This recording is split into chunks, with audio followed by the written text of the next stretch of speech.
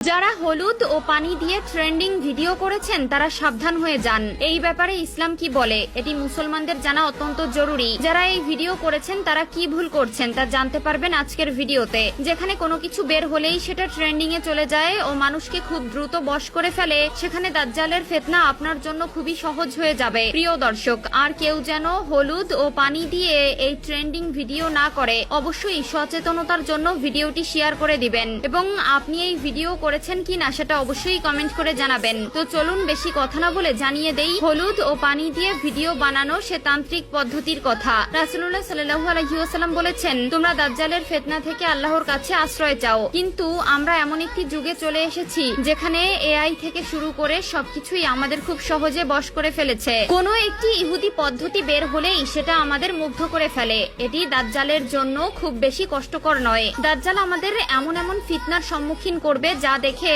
আমরা মুগ্ধ হয়ে যাব এবং পথভ্রষ্ট হব। তাই সময় থাকতে নিজেকে সতর্ক ও অন্যকে সতর্ক করতে হবে। হলুদ ও পানির মিশ্রণ নিয়ে যে ট্রেন্ডিং চালু হয়েছে সেটা আমাদের মুগ্ধ করলেও এর পেছনে রয়েছে এক ভয়ঙ্কর পরিকল্পনা। না জানার কারণেই আমরা এই ভুলগুলো করে ফেলি। চলুন এবার জেনে নেই এই হলুদ ও পানির মিশ্রণ কোথা থেকে আসলো। হলুদ জল ট্রেন্ড নয়, এটি একটি আত্মা জাগানোর নিষিদ্ধ তান্ত্রিক রিচুয়াল। আর আপনি সেটা নিজের ঘরে বসেই করে ফেলছেন, হয়তো না জেনেই।